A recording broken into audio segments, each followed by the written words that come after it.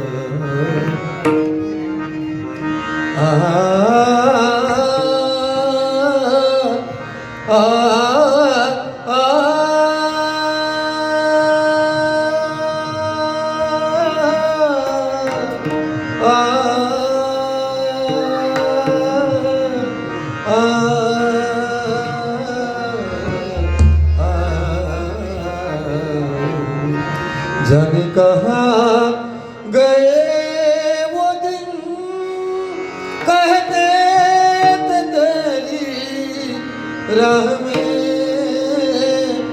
नजरों को बुलाएंगे तुम्हें देखता हूँ तो लगता है कि जैसे तुम्हें जानता हूँ. रखुमा माझी पेरणी करी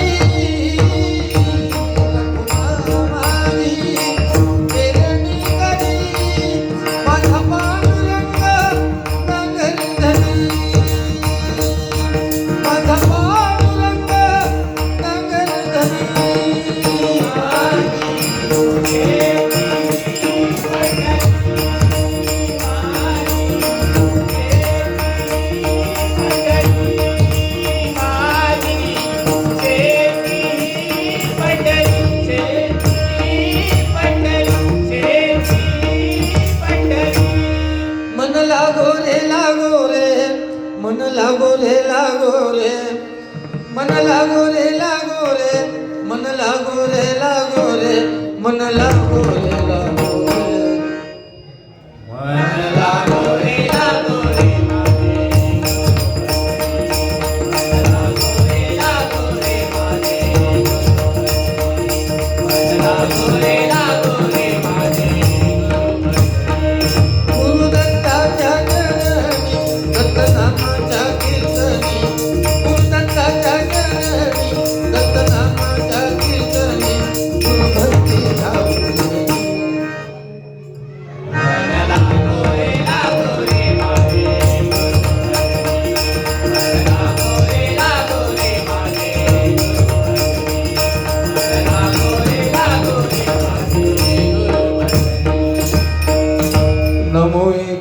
अनंता शिवगौरी सुता नमो एकदन्ता शिवगौरी सुता तुझिया चरणी ठेवितो माथा तुझ्या चरणी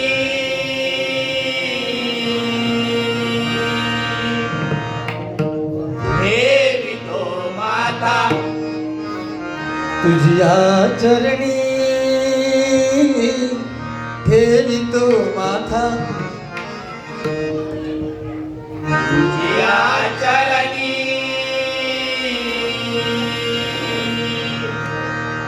ठेवितो माता तूच करता आणि करविता तूच करता आणि करविता तूच करता आणि करविता तूच करता आणि करविता शरण आलो मी तुला भगवंता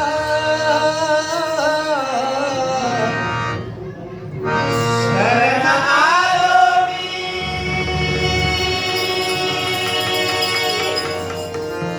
तुला भगवंता गौर रूप हे तुझे पाहता गौर रूप हे तुझे पाहता गौर रूप हे तुझे पाहता गौर रूप हे तुझे पाहता सौख्य लाभुदे अमुचा सौख्य लाभुदे.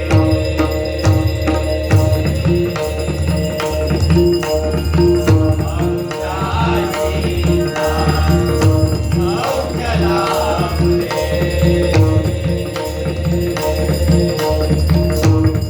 सौख्य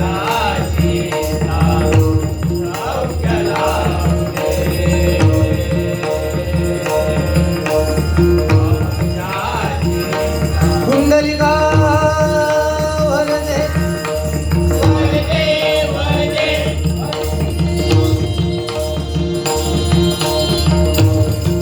हरी हरी हरी विठ्ठल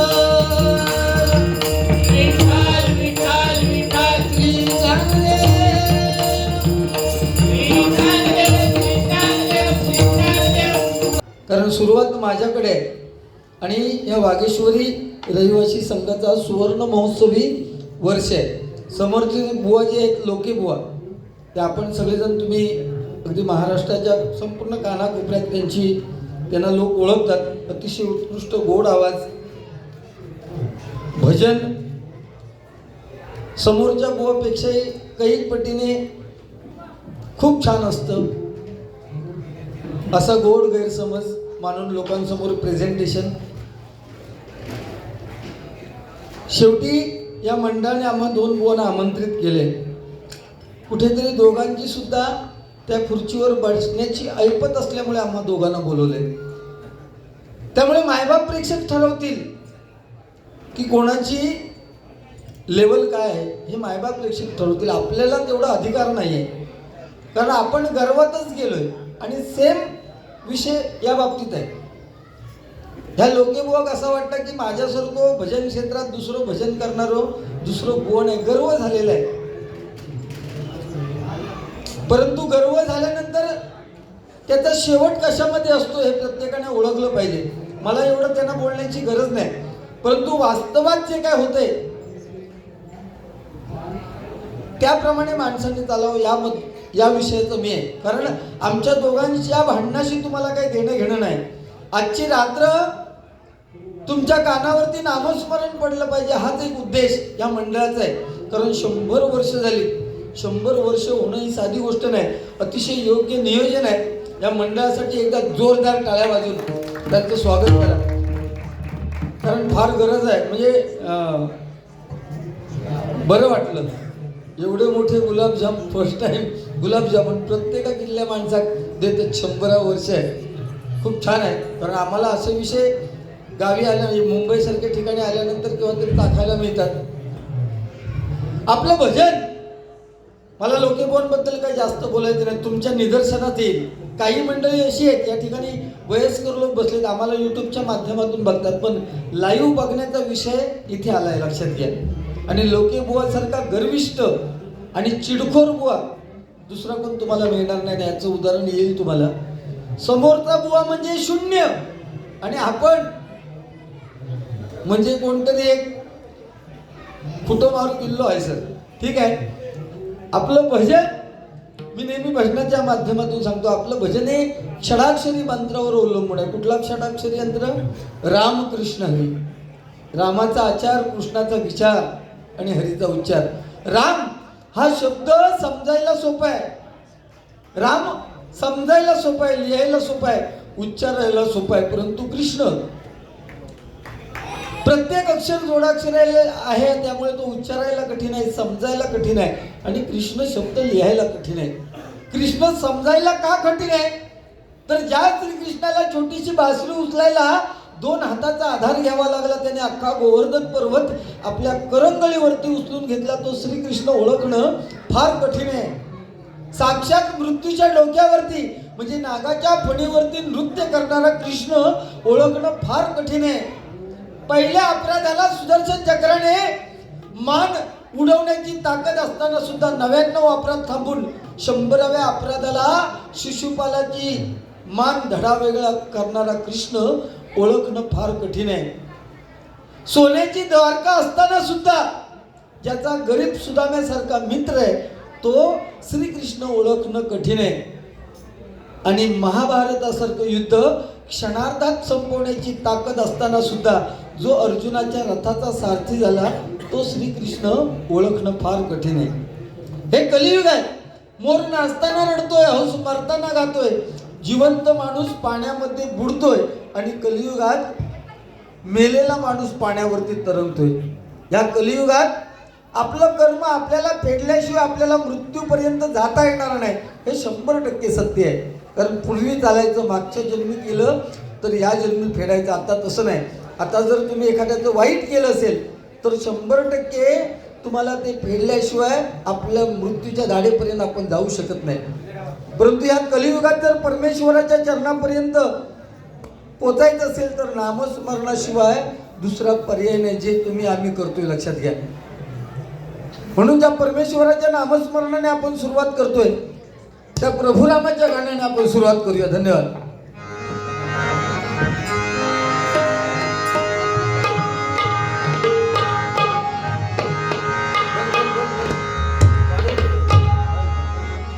श्री राम जानकी बैठे हैं मेरे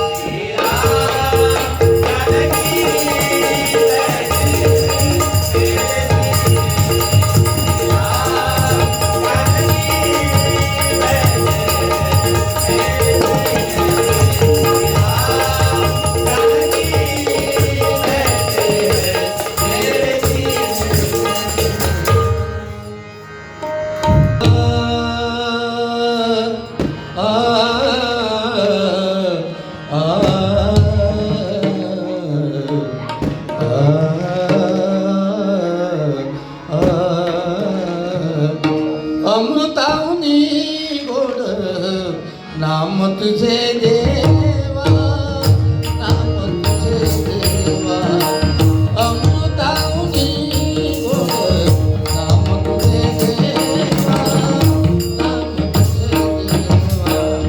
मन माझे केशवा, मन माझे केशवा, कामानने कामानने अमृताहुनी गोड नाम तुझे देवा, नाम तुझे देवा. अमृताहुनी गोड नाम तुझे देवा, नाम तुझे देवा.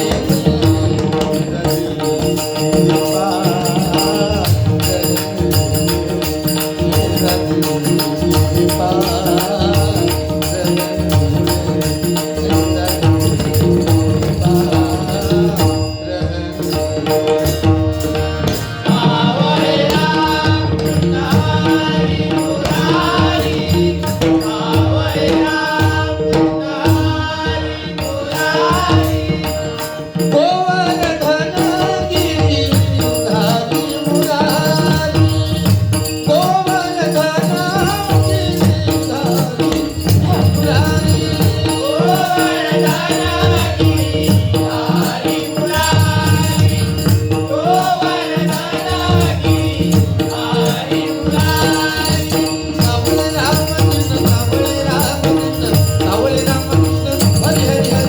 सावळे रामकृष्ण सावळे रामकृष्ण सावळे रामकृष्ण हरी हरी हरी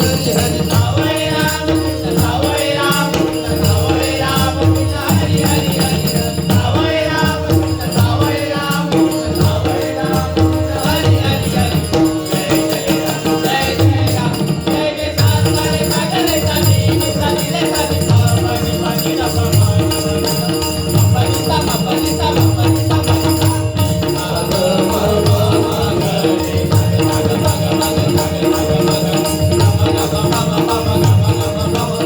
वनिता वनिता वनिता वनिता वनिता वनिता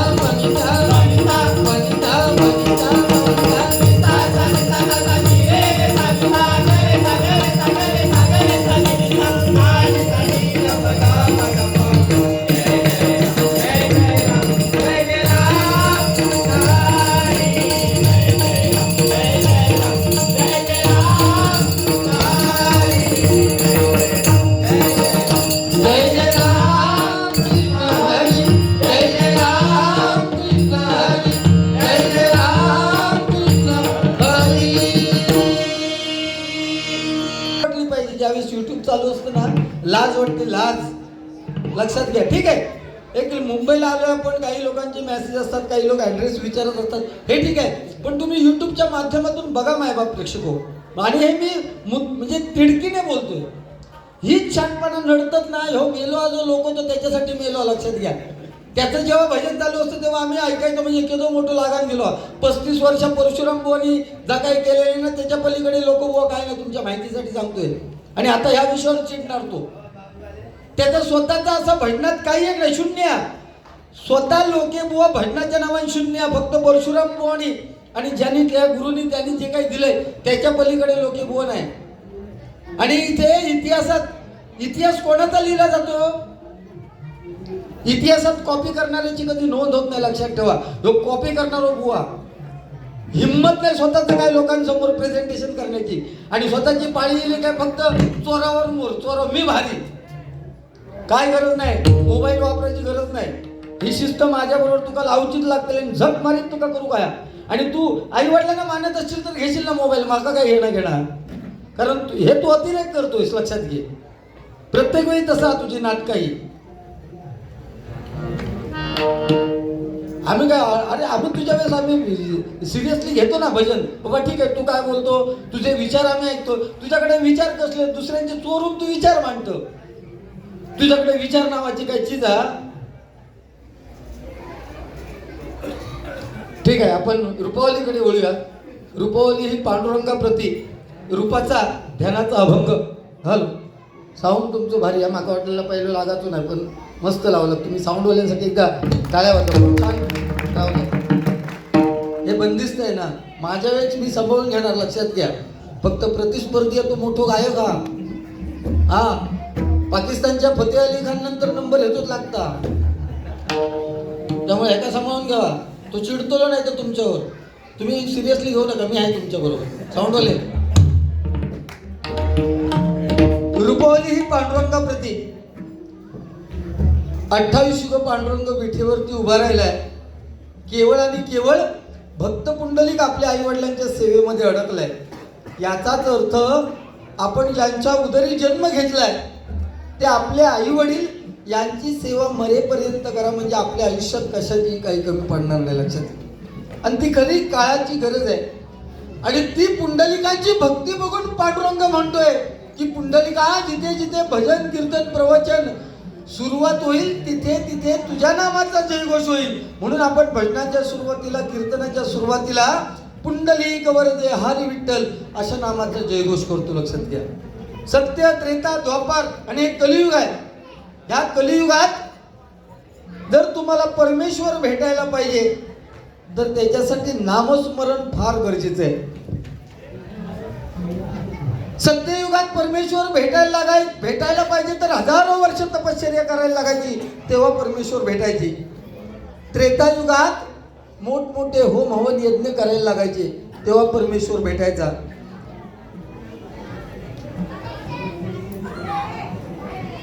द्वापार युगात महिने वर्षानुवर्ष परमेश्वराची पूजा करायला लागायची, तेव्हा परमेश्वर भेटायचा. आणि आता हे कलियुग आहे. ह्या कलियुगात जेवढं तुम्ही परमेश्वराचं नामस्मरण करणार तेवढं तुम्हाला परमेश्वर नक्कीच आपल्याला भेटणार. म्हणून मी आता रुपवली घेतोय. वेळ दोन्ही भुवन मिळायला पाहिजे, दोन्ही भुवनचे गजर होणं फार गरजेचं आहे आणि त्यामुळे वेळेचं भान राखून रुपवली घेतोय.